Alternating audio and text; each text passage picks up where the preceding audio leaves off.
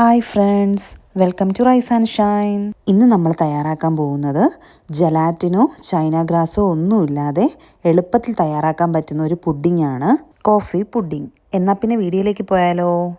നമ്മുടെ coffee pudding തയ്യാറാക്കാനായിട്ട് ആദ്യം ഒരു 500 ml പാലെടുക്കണം. എന്നിട്ട് ഞാനിവിടെ ഒരു ബൗൾ എടുത്തിട്ടുണ്ട്.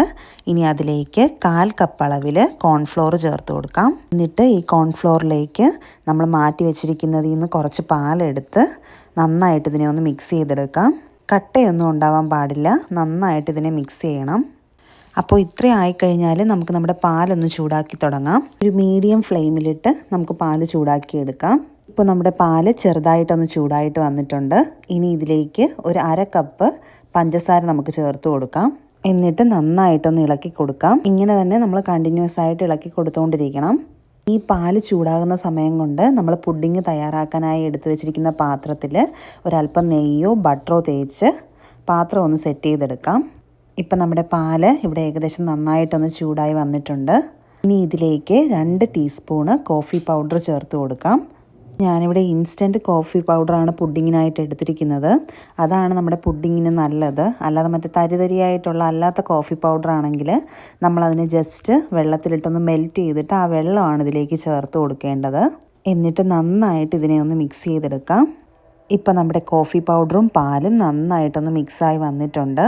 ഇനി ഇതിലേക്ക് നമ്മൾ നേരത്തെ എടുത്ത് വെച്ചിരിക്കുന്ന കോൺഫ്ലോർ മിക്സ് ചെയ്തത് ചേർത്ത് കൊടുക്കാം. കോൺഫ്ലോർ ചേർത്ത് കഴിഞ്ഞാൽ നമ്മൾ കൈ എടുക്കാണ്ട് തന്നെ ഇത് നന്നായിട്ട് ഇളക്കി കൊടുത്തുകൊണ്ടിരിക്കണം, അല്ലെങ്കിൽ ഇത് അടിയിൽ പിടിച്ചു പോവും. അപ്പോൾ നന്നായിട്ട് ഇതിനെ മിക്സ് ചെയ്തുകൊണ്ടിരിക്കാം. ഇപ്പോൾ നമ്മുടെ മിക്സ് ചെറുതായിട്ടൊന്ന് കുറുകി വന്നിട്ടുണ്ട്.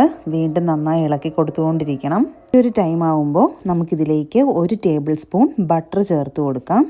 എന്നിട്ട് വീണ്ടും നന്നായി ഇളക്കി കൊടുക്കാം. ബട്ടർ അലിഞ്ഞു ചേരുന്നത് വരെ നന്നായിട്ടൊന്ന് മിക്സ് ചെയ്ത് കൊടുക്കാം. ഇപ്പോൾ ബട്ടർ നമ്മുടെ പുഡിങ്ങിൻ്റെ മിക്സിൽ നന്നായിട്ട് അലിഞ്ഞ് ചേർന്നിട്ടുണ്ട്.